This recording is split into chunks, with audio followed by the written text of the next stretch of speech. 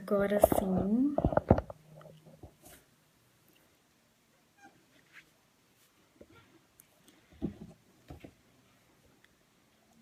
Olá, boa noite, tudo bem com vocês? Bom, eu tive alguns probleminhas com a conexão, mas agora já tá tudo certo, já foi resolvido, então me perdoem pelo atraso, né? Eu tava na tentativa aqui. Olá, boa noite, Gleice. Boa noite, pessoal, sejam bem-vindos. Já vou começar me apresentando, né? O nosso tempo ficou um pouquinho mais curto, mas vai dar tudo certo. Para quem ainda não me conhece, eu sou a Jéssica, sou psicoterapeuta e eu falo a partir da psicanálise. Então, o nosso bate-papo hoje vai ser a partir desta perspectiva, né? Da perspectiva da psicanálise. Então, eu gostaria já de iniciar o tema, enquanto isso as pessoas vão chegando. O nosso bate-papo é aberto, então vocês podem mandar dúvidas, situações, colocações, né? Realmente uma troca para que a gente possa interagir hoje. Então, eu trago um tema central, que é: quando é que nós nascemos, né? Será realmente que você nasceu no dia do seu aniversário? Como assim, né? Bom, para a psicanálise, principalmente para a psicanálise que eu vou propor hoje aqui, né? Essa é uma proposta, alguns conceitos que eu vou trazer aqui hoje, é de um psicanalista contemporâneo, que se chama Wilfred Bion, né? Não sei se alguns já ouviram falar um pouquinho dele. É um dos psicanalistas mais expansivos, ao meu ver, sabe? Até porque ele teve outros profissionais antes dele para que ele pudesse expandir cada visão. Então, o Wilfred Bion, ele pega muito a corrente, é claro que o Freud, que é o início de tudo, né? O pai da psicanálise, é quem desenvolve a psicanálise, como também de Melanie Klein. O Wilfred Bion é analisado por Melanie Klein, então ele expande bastante também a própria visão dela, as contribuições que ela traz, como também de Donald Winnicott, né, que vai falar muito sobre a questão do ambiente, da ambientalização. Então, qual que é a proposta desse questionamento, né?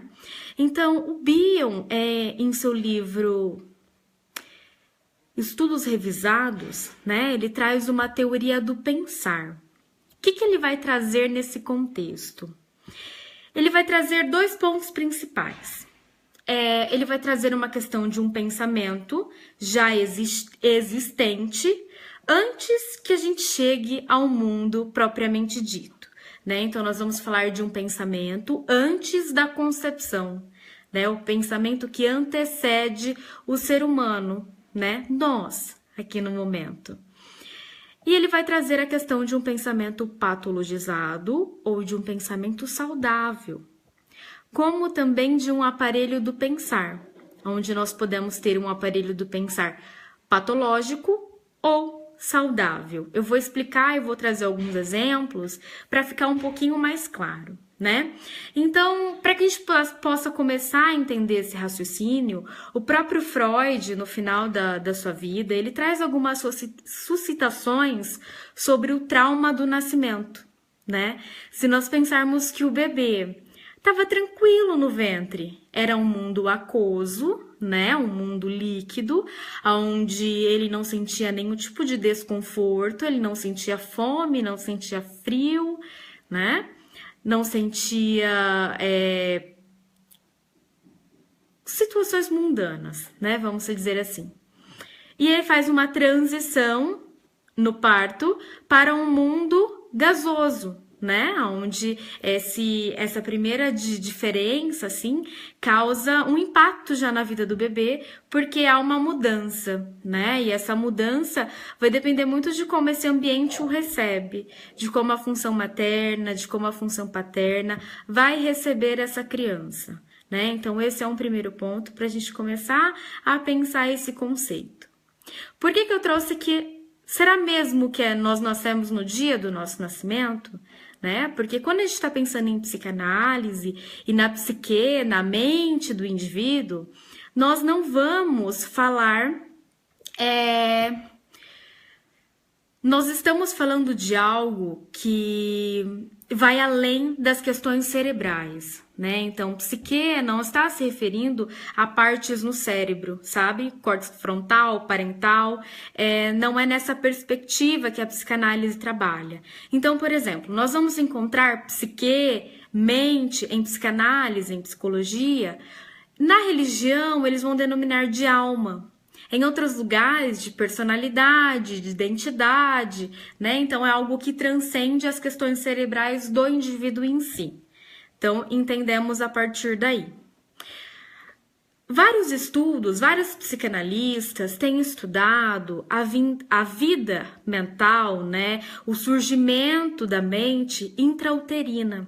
Ou seja, não é só a partir do momento do nascimento, do parto em si, mas tudo que aquele bebê, aquele feto já vem passando durante os 9 meses de gestação, né? Então, para a psicanálise, isso já influencia na personalidade, na psique desse sujeito futuramente, né? Então, é importante que a gente entenda isso. Quando o Bion traz essa proposta de que existe um pensamento antes de nós, né? Existe um pensamento para que o meu aparelho do pensar, que é o que a gente está chamando de mente, de psique, né? O Bion vai denominar de aparelho do pensar, dê conta desses pensamentos já existentes. Então, quando nós temos um pensamento patologizado, o que seria isso? Né? Vou trazer alguns exemplos para ficar mais claro para vocês. Quando nós temos um pensamento patologizado, é quando, por exemplo, vamos trazer situações. Vamos supor que um casal está em briga, um casal, né? Que já tenha se casado e que tem um pensamento de ter filhos. Porém, o casal em si já não funciona mais, sabe? E aí vence uma esperança de que aquele bebê, aquela criança que vai ser planejada, que vai ser ou não planejada, né? Que vem ao mundo para uni-los, né? Então esse já é um fardo muito grande para esse bebê, que nem ao menos veio a concepção, mas já existe um pensamento antes daquele sujeito. Né? Por que a gente caracteriza isso como um pensamento adoecido? Porque é um pensamento utópico. A criança ela não tem esse poder e ela pode não querer esse papel, que já é imposto mesmo antes dela chegar ao mundo. Com outros tipos de situação, por exemplo, descobre-se que a esposa está grávida, certo? A mulher está grávida. E cria-se já uma perspectiva daquele bebê. Não sabe-se o sexo ainda da criança, se é feminino ou se é masculino. Porém, vamos supor que o pai já estipula que aquele bebê precisa ser um homem para ser jogador de futebol. Sabe esses estereótipos de tem que ser isso e tem que desenvolver essa função? O meu filho tem que ser inteligente, o meu filho tem que ser esperto, né? Então, assim, eu já crio um pensamento patológico, porque a criança, ela tem o direito de não querer ser nada disso, né? Ela tem o direito de não querer ser um filho exemplar, ou um filho estudioso, ou que goste de jogar bola, ou que goste de balé, enfim, assim, tô usando suposições, né? Então, quando a gente tem esse pensamento anterior do sujeito, já patológico, isso já vai influenciar no aparelho do pensar daquela criança. Por quê? Esse aparelho pode se tornar patológico ou não. Vai depender muito do ambiente, né? Do ambiente que vai acolher essa criança. Vamos supor que esse ambiente seja caótico, né? Seja um ambiente muito próximo a esse pensamento que já se tem de que a criança tem que ser aquilo, de que a criança é obrigada, né, a ser o que os pais querem. Esse ambiente acaba propiciando isso. Então, tudo que a criança tenta fazer não é bem visto, ou nunca atinge as qualidades que os pais já estipularam em algum momento, né? Então, A criança vai na escola, traz, sei lá, um trabalhinho que ela realizou, a primeira tarefa dela, uma primeira produção que ela tenha feito, e sempre é tido como pouco. Sabe aquela criança que é exigida que só tire nota 10, né? É um ambiente ainda patológico. Por quê? Porque eu não aceito que o meu filho tenha o teu tempo. Eu não aceito que ele não é igual a todas as crianças, porque nenhuma criança é igual. Cada criança tem o seu tempo para poder compreender, para poder desenvolver, para poder se manifestar. Enfim, é importante que eu reconheça isso no meu filho, né? É diferente quando eu tenho esse ambiente já estipulativo, né? Já opressor, tem que ser isso, tem que ter aquilo, né? Então a gente cria um aparelho do pensar patológico, que é uma psique, né? Uma psique patologizada. Por quê? Adoecida, né? Porque quando a gente pensa que já tem um pensamento, já tem-se uma... Deixa eu achar uma palavra mais correta. Tem-se um patamar que aquela criança tenha que atingir. Sabe isso? É meio utópico, porque nunca vai ser possível.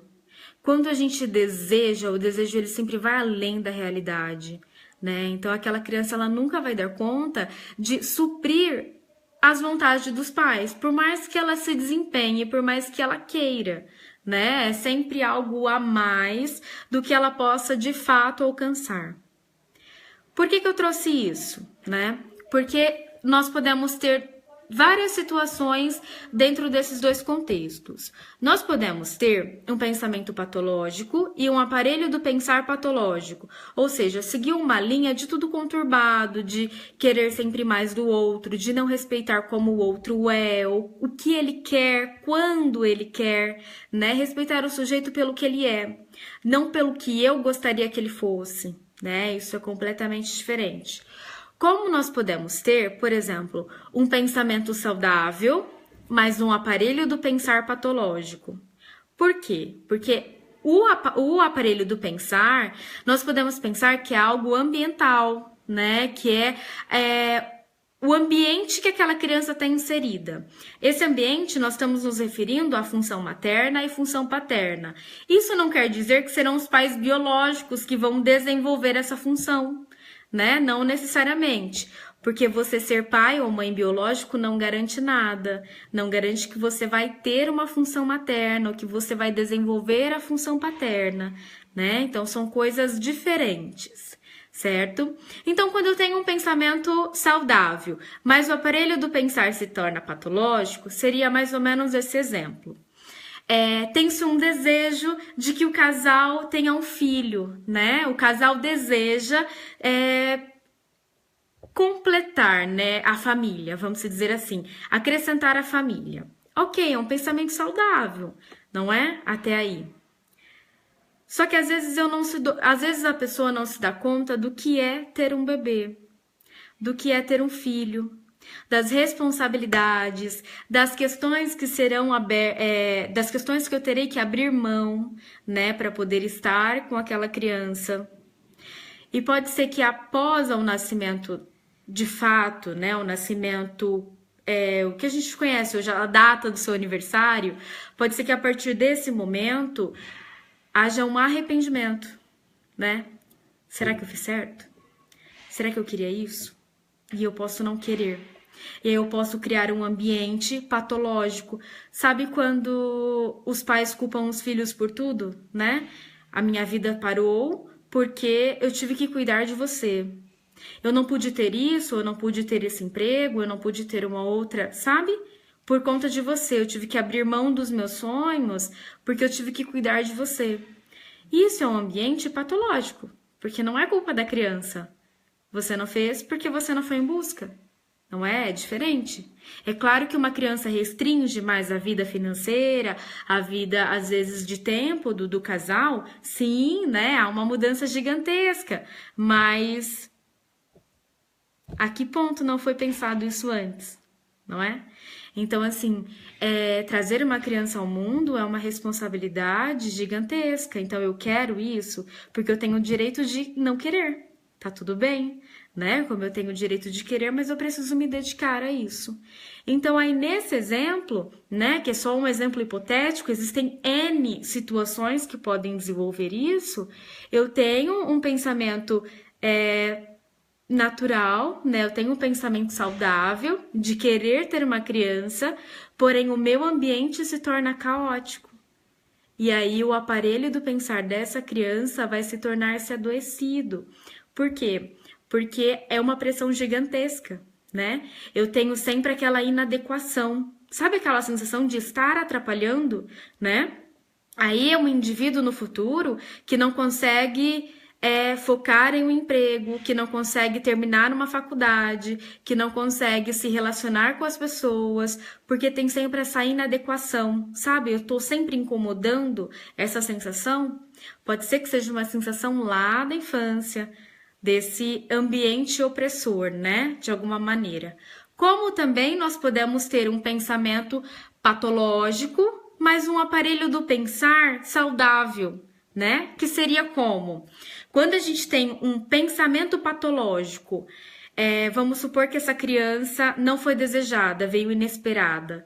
E aí a mãe e o pai, né, as funções, acabam tendo muito medo de como vai ser, né? Será que eu vou dar conta? Então eu acabo criando N situações de sofrimento para mim mesmo, que pode por exemplo, em algum momento pode-se ter pensado em um tipo de aborto ou algumas questões relacionadas a isso, né? De não querer a criança. Mas, ao mesmo tempo, quando essa criança vir ao mundo, pode ser que o casal consiga transformar esse pensamento e acolher essa criança, sabe? Acolher com amor, com carinho e respeitar essa criança sobre o que ela quiser ser, né? Não sobre o que os pais querem. Então, o que a gente está diferenciando aqui? De pensamento ser patológico ou de ser saudável?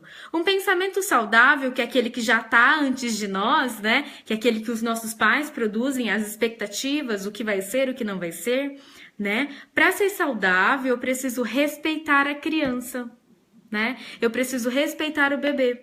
Esse bebê, ele vai ser o que ele quiser ser, quando e como ele quiser ser, né? É importante que os pais estejam ali para poder dar um suporte. Se as coisas vão bem, se as coisas não vão, porque a vida é assim, não é? A gente erra para depois a gente aprender.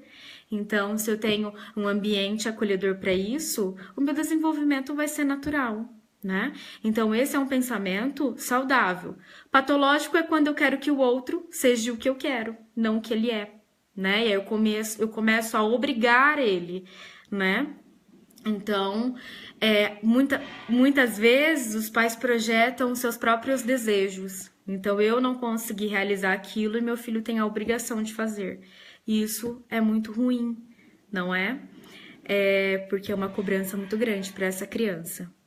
E quando a gente tem um aparelho do pensar patológico e outro não, né? Como eu me relaciono comigo? Porque para a psicanálise nós vamos entender que as nossas primeiras relações com a mãe e depois como essa mãe apresenta ao pai, essas duas relações eu vou reproduzir ao longo da minha vida. Eu vou ficar repetindo esses mesmos relacionamentos. Então, se ele foi conturbado, se ele foi opressor, se os meus pais nunca acreditaram em mim, se eu nunca me senti amado, né? Dificilmente, a não ser que eu tenha muita sorte, eu vou conseguir lá na frente, por exemplo, num relacionamento amoroso, no trabalho, nos estudos, conseguir reproduzir algo diferente, né? Porque nós somos formados por símbolos. Então, que tipo de símbolo eu tive da função materna? Que tipo de símbolo eu tive da função paterna, né? São esses símbolos que eu vou carregar e vou reproduzir, né? Então, esses são alguns pensamentos da psicanálise em si, dessa psicanálise mais contemporânea também, que é a proposta que eu estou trazendo aqui, né? Porque o que a gente precisa pensar? Quando Freud trouxe a proposta da divisão topográfica da mente, da psique, que é o que a gente está chamando de aparelho do pensar agora, quando ele traz a instância do inconsciente, que ele vai dizer assim, é a maior parte do sujeito. Então, é uma parte de você que você mesmo desconhece, né? O que a gente tem nesse inconsciente? Nós temos o reprimido, o recalcado, né? Nós vamos encontrar essas duas nomenclaturas nos escritos, né, do próprio Freud, que quer dizer uma situação, um sentimento do qual eu não dei conta de conviver na realidade. É como se eu negasse ele e dissesse que não aconteceu, né? Então, quando eu tenho uma experiência que é muito dolorosa, eu reprimo isso. É como se eu jogasse no inconsciente e dissesse, peraí, não foi assim, não quero me lembrar disso, né? Só que para a psicanálise, o inconsciente é a maior parte de nós mesmos. Então, ele nos move o tempo todo, né? Como que ele vai nos mover? Através dos sonhos, por exemplo, né? O sonho é uma realização de um desejo que foi reprimido, uma tentativa de elaboração, né? De alguma forma. Nós temos também atos falhos, né? Que também é uma movimentação do inconsciente. O que é o ato falho? Ia dizer uma coisa e disse outra. Ia pegar uma coisa, esqueci, peguei outra completamente diferente. São esses lapsos, né? O esquecer o nome de alguém, né? Então, isso seria um ato falho. E o inconsciente também, ele, no dia a dia, ele aparece como xistes, né? Que é como o Freud vai denominar. Xistes é aquelas piadinhas de mau gosto, sabe? A pessoa disse o que queria dizer e depois diz assim, eu tava só brincando, né? Então, isso é um tipo de vazão, né? Como se fosse um escape do inconsciente, uma tentativa de vazão mesmo. Por que eu trouxe a questão do inconsciente? Porque no inconsciente não só vai estar esses conteúdos que eu não dei conta de conviver, que eu reprimi, né? Mas vão ter conteúdos que nunca foram conscientes, ou seja, que eu nunca nem sei, né? Tem partes de mim que eu ainda desconheço. E no inconsciente vão estar essas memórias também intrauterinas, por que não? O Bion vai nos questionar isso, que é o psicanalista contemporâneo do qual eu citei. Ele vai questionar isso de, será mesmo que o bebê, ao ouvir a voz de alguém, quando ele se mexe no ventre, ou quando há um toque, ele responde com um chutinho, isso não é o sinal de uma mente, de uma psique, né? Será mesmo que todos esses 9 meses não influi no que o bebê sente? Para o Freud, quando ele está falando do inconsciente, que ele é diferente da nossa temporalidade, ou seja, no inconsciente, quando um sujeito vem para análise, por exemplo, todo mundo acha que a psicanálise só trabalha o passado do paciente, né? Então, assim, não é o passado que a gente vai tratar, porque o passado eu não posso mudar. Não é? Eu não posso desviver, eu não posso não ter sentido aquilo, né? Impossível. Eu senti, tá em algum lugar dentro de mim. Isso é fato. O que a psicanálise vai trabalhar é com as feridas que o passado produziu, mas que estão abertas ainda hoje, sabe? Que ainda machucam. Então, às vezes a gente está conversando com o paciente dentro do setting terapêutico e um daqueles sentimentos que ele está tendo hoje, já adulto, com 30, 40, 50 anos, pode ter sido produzido, pode ter sido iniciado lá atrás, numa vida intrauterina, no início da vida, né? Pode ser também um sintoma desse pensamento patológico que já se recaiu sobre ele. Sem ele nem disser sem ele nem permitir, né, que ele quisesse isso ou não, que já é atribuído para ele, né? Tá fazendo sentido? Tá ficando confuso? O que vocês estão achando, né? Uma questão um pouquinho mais complexa, estou tentando trazer ela mais suave, para que a maioria consiga compreender, mas eu quero um bate-papo com vocês, né? O que vocês pensam sobre isso, né? Então, o inicial, o principal, são essas questões, mas eu quero uma interação com vocês agora, né? Sobre essa questão do ambiente, né? Quando a gente está falando sobre o ambiente, Donald Winnicott, que é um outro psicanalista, ele vai falar muito da importância. Então, ele vai falar de uma mãe dedicada comum, mãe suficientemente boa, né? Um ambiente suficientemente bom, que é exatamente esse ambiente que oferece um acolhimento, que oferece um carinho, um amor na medida, né? Não estamos falando de nada aqui de super-heróis ou nada relacionado a isso, mas em alguém, em um ambiente que dá o necessário, sabe? Não tem excessos.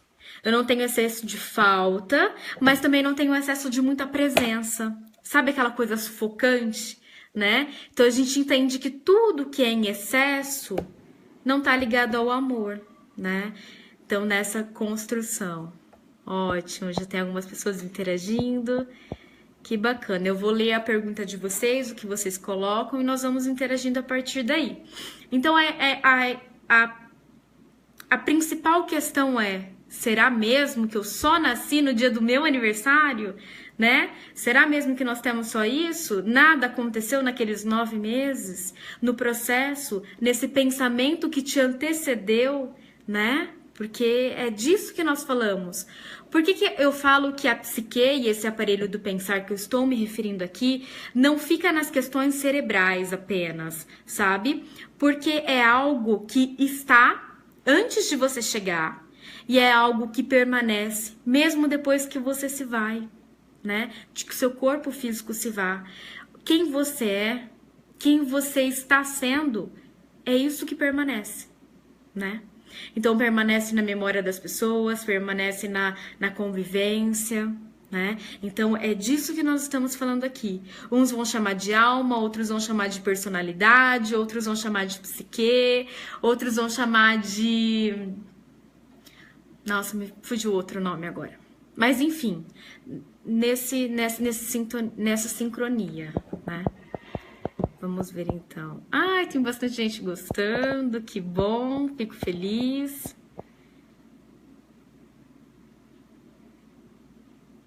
O Guilherme colocou que a construção do pensamento ficou bem didática. Ai, que bom, deu para compreender. Eu fiquei um pouquinho apreensiva porque algumas coisas meio, né? Que isso? Como assim? Mas se tá dando para vocês entenderem, ótimo. Elaine, muito obrigada. Ela colocou: estou começando a entender de onde vem tanto sofrimento.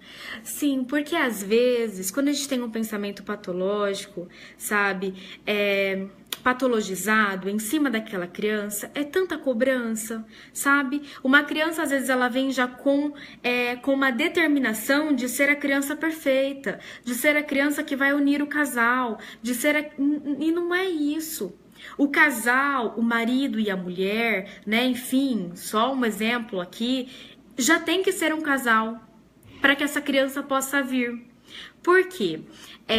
O Wilfred Bion também, ele traz uma concepção que é importantíssima e que nós analistas precisamos ter e qualquer pessoa deveria ter na realidade, né? E principalmente os pais, que é a questão do continente e do conteúdo. Então ele vai trazer assim, ó.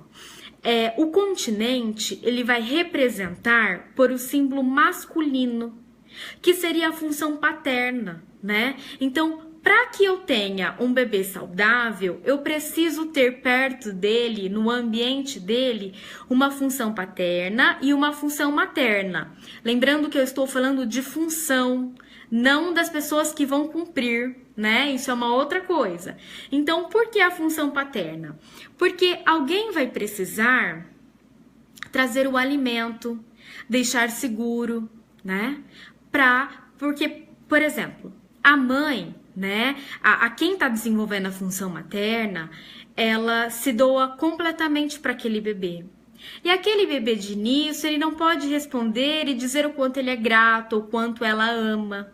E é cansativo, é exaustivo você ter a sua vida virada do avesso, né? Funções que você nunca cumpriu e está tendo que cumprir agora. Então é muito difícil se ela não tiver um parceiro, uma parceira que possa suprir isso, que possa dizer o quanto ele a ama, né? Que possa ser esse ambiente para que ela possa desenvolver apenas a função materna, né? Tô usando o exemplo hipotético aqui, tá? Para que possa ser desenvolvido essa função. Por quê? Quando a gente tem uma mãe, por exemplo, que que infelizmente não pôde ter a presença do pai, ou a presença de um companheiro, ou a presença de alguém que desenvolva a função paterna. Ela vai ter que interromper essa função materna porque ela vai ter que prover o alimento, ela vai ter que prover uma segurança, ela vai ter que prover um ambiente assim, uma casa, né, a comida, essas outras coisas. Então acaba ficando um pouquinho pela metade, por mais que ela se doe completamente. Não tem como a gente ser duas pessoas, não é? Então assim, não tem como eu ser pai e mãe junto, que eu seja uma coisa completa. Então se eu sou mãe e o pai não quis cumprir, é ele quem tá perdendo, não é? Então, que eu seja apenas a mãe, isso já é o suficiente, né?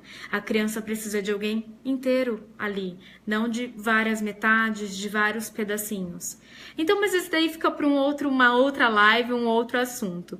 Mas é importante para que esse ambiente que a gente está falando que vai receber esse bebê, que ele seja acolhedor, né? Para ele ser acolhedor, eu preciso que um acolha o outro. Eu preciso que a função materna seja acolhida, né? Porque ele vai trazer o contido como símbolo feminino. E aí isso depois se repete com a criança. Aí a mãe, a função materna, se torna o continente para que a criança possa se desenvolver naturalmente como ela bem entender, né? Então vamos ler agora as perguntas de vocês para que a gente possa responder.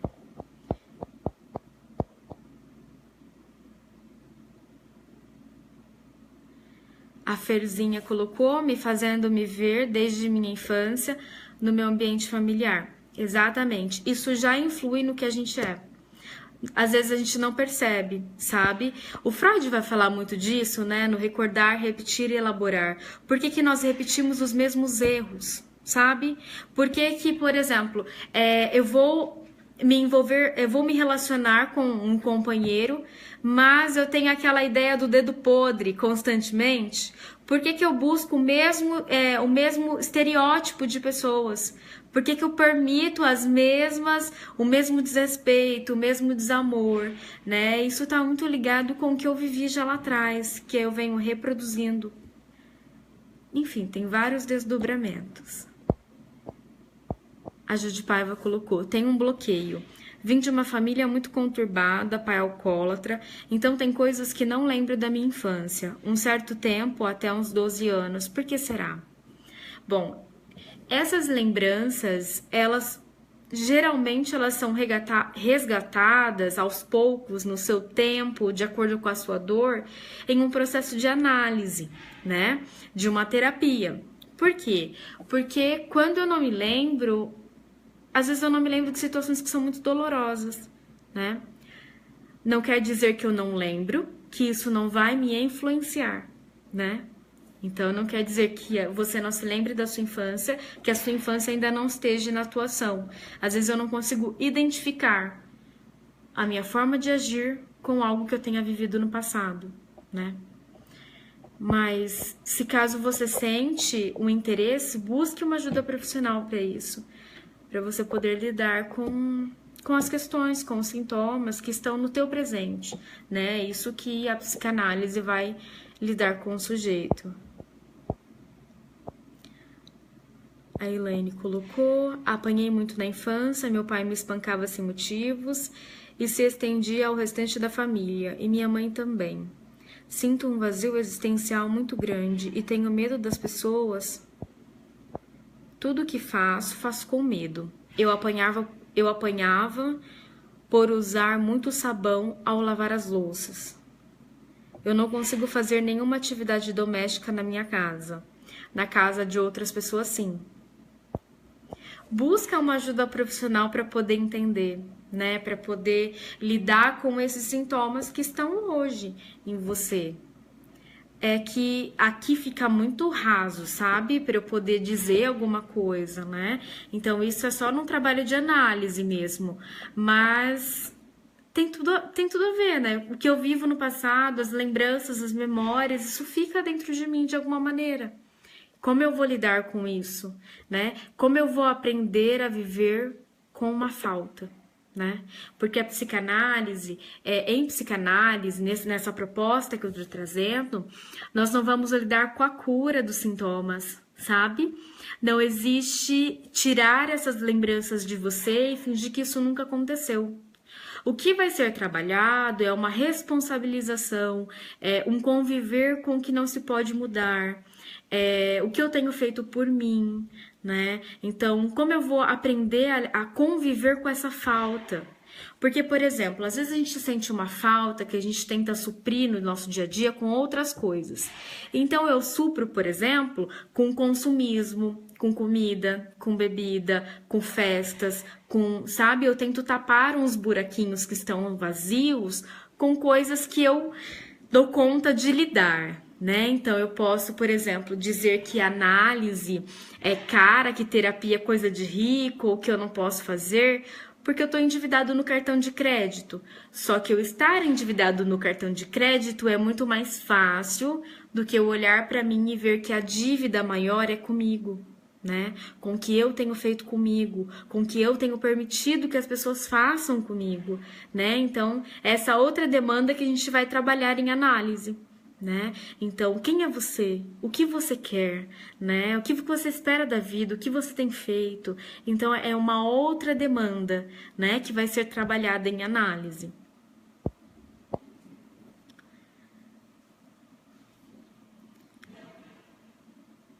A Elaine colocou: minha mãe surda, muda, pai alcoólatra, fui quase morta por eles.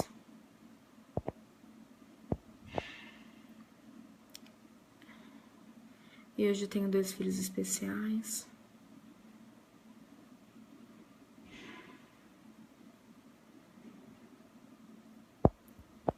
Elaine, busca uma ajuda profissional, sabe? Se às vezes no momento vocês não estão tendo poder aquisitivo para financiar assim, digo, para sustentar uma análise, né? Para poder pagar uma análise, vocês podem buscar algumas instituições que façam isso gratuitamente. Então, tem algumas faculdades que tenham um curso de psicologia, lá vocês vão encontrar a clínica escola. Na clínica escola, são alunos, pelo menos na minha experiência do último ano, que promovem o atendimento, ou com valor bem simbólico ou gratuito, algumas vezes. Mas é pensar assim, o quanto a minha saúde emocional é importante para mim, o quanto eu tenho me colocado em primeiro lugar, sabe? E buscar isso para eu conseguir lidar, para eu conseguir olhar, para eu conseguir aprender a me ouvir, sabe? Porque o corpo dá sinais, né, de que algo não vai bem. A psicossomática hoje em dia diz muito sobre isso, né? Quando eu não consigo olhar para mim mesmo, quando eu não consigo cuidar das minhas dores, o meu corpo dá uma forma de me mostrar, de me chamar a atenção. Olha, tem algo de errado, né?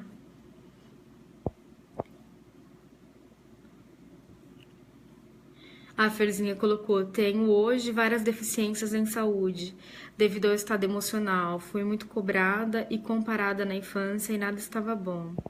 Sempre me fazendo ser inferior como me tratavam. Fui muito decepcionada com meus pais e desanimei muito hoje por motivo emocional, mas luto contra mim para não me entregar. Apanhei muito na infância. Que pena que você tenha passado por isso, mas busca uma ajuda profissional, né? Isso é importante, isso pode te ajudar de alguma maneira.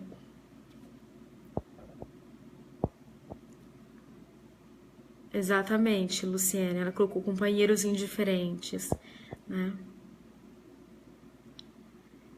Elaine, bom, teria vários livros para indicar, mas o que a gente busca, as respostas que a gente busca, não está nos livros. Não está aqui na minha fala também. Está em análise pessoal, está na sua história. A sua história é única, só você viveu, sabe? Então, assim, é importante eu ver na minha história o que aconteceu comigo, como eu senti. Porque a gente pode ter, por exemplo, um mesmo contexto. Várias pessoas que viveram o mesmo contexto, mas cada um sentiu numa proporção. E aí nada pode ser comparado, né? Então, o que eu te indico nem seria um livro, seria análise pessoal, terapia, psicoterapia. Faça esse investimento, desde que você queira isso, né? Claro. O Guilherme Giane colocou. A questão dos pais, gostaria que voltasse um pouquinho nisso. Duas pessoas não podem ser uma. Correto. Mas, seguindo sua linha de raciocínio, não ficaria uma lacuna vazia no desenvolvimento da criança? Como ela reage a isso a longo prazo? Ótimo questionamento, Guilherme. Sim, ficaria uma lacuna, mas ficaria uma e não duas, pela metade. Sabe? Então, por exemplo, às vezes a gente encontra várias mães solteiras porque o pai não quis ser pai, não deu conta de ser pai, né? Tô usando exemplos hipotéticos aqui. É ele quem tá perdendo. Se o seu filho souber que ele tem alguém que a ama, sabe?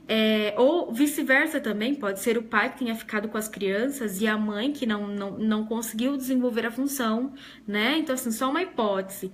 Mas se essa criança souber que ela tem pelo menos uma pessoa com quem ela possa contar, que a ama como ela é, que a respeita, que está com ela, né, acima de tudo, isso já é o suficiente. Sabe?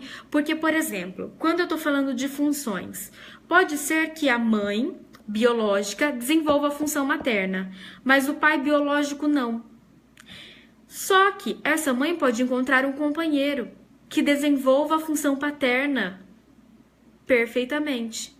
E essa criança ela não vai ter um vazio, né? Ela vai ter que lidar com a falta? Sim, porque sempre vai ficar uma cicatriz do o que foi que eu fiz? Por que não quiseram ficar comigo? Né? O que eu fiz de errado? Isso vai ter na criança, ela vai ter que lidar com isso. Só que é bem menos pesado ela ter que lidar com isso e com várias outras, ela ter que lidar com isso, tendo o carinho, tendo o aconchego de outros lugares, do que ela não ter de lugar nenhum, sabe? Porque às vezes a gente encontra, por exemplo, essa situação que eu trouxe. Mas a mãe também não consegue desenvolver a função materna. Então, em algumas realidades, a mãe pode culpar a criança pelo abandono, pelo afastamento do companheiro, sabe? Então, tem tantos pormenores por detrás, por isso que é importante. Se o casal não funciona mais, né? O casal, marido e mulher, não funcionam mais. Tá tudo bem, ninguém é obrigado a ficar com ninguém só porque tem um filho em comum. Então é bem mais saudável que esse casal não continue, mas que ambos sigam com a vida, né? Que tenham o direito de serem felizes. Então que, por exemplo, que a mãe encontre um companheiro que possa desenvolver a função paterna com o filho também, que o respeite, que o ame, que o dê carinho e que o pai faça a mesma coisa. É importante que ambos sigam com a vida. É mais importante para a criança estar num ambiente tranquilo e acolhedor do que estar no meio de briga, do que estar no meio de desavenças, né, de brigas físicas, emocionais, conturbado, né? Então é nessa outra perspectiva. E é claro que cada um, a gente precisa entender que assim, não existe um ambiente perfeito. Não existe uma criação que não vai ter uma vírgula de algo que a criança precisa lidar, né? Por isso que, assim, terapia, na verdade, seria indicada para todo mundo, porque todo mundo tem questões com que lidar. Só que aí é diferente, né? A psicanálise tá aí para todo mundo, mas nem todo mundo tá aí para psicanálise, né? É uma outra demanda.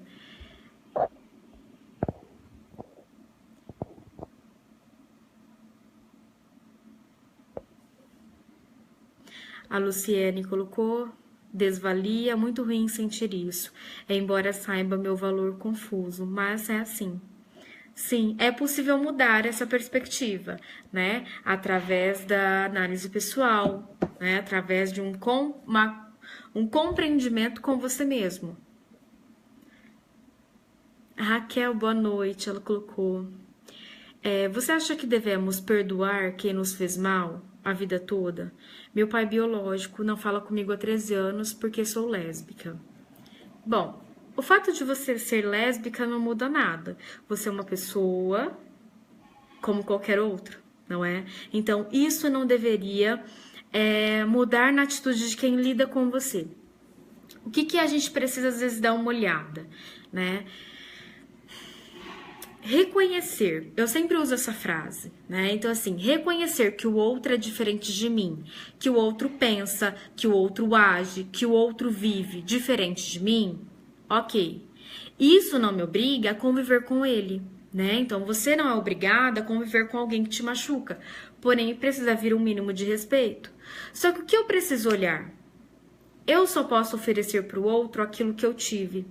Então, pessoas que só oferecem ódio, que só oferecem rancor, que só oferecem desavenças, que todas as relações são conturbadas, sabe?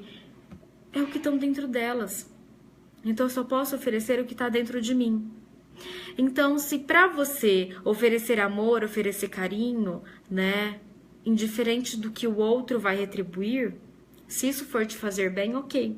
Mas não tem como eu te dizer, fala com ele, esquece, né, perdoa, não perdoa, isso é só com você. São só as posições. Eu só posso oferecer o que tem dentro de mim. Se eu estou oferecendo caos, é porque o caos também tá dentro de mim, né? Então, sabe? É preciso, às vezes, olhar que cada um tem uma limitação. Eu tenho uma limitação, vocês têm uma limitação, né? Cada sujeito pode ir até certo ponto. E aí eu preciso respeitar isso também. É claro que precisa ter um respeito com você, né? Porque como você se satisfaz sexualmente, o estilo de música que você curte, as roupas que você veste, as suas ideologias, o que você pensa, isso não vai te fazer uma pessoa mais ruim, né? Assim, mais ruim ficou difícil, né? Isso não vai te fazer uma pessoa ruim, né? Nós vamos ver o ser humano pela atitude, como eu ajo com o outro, né? Como eu ajo com o outro, muito provavelmente eu tenho agido comigo mesmo. Então, nessa perspectiva. Mais alguma pergunta sobre o tema? Alguém mais gostaria de contribuir com alguma colocação, alguma situação? É um tema um pouquinho mais confuso, mas acredito que deu para chegar até vocês.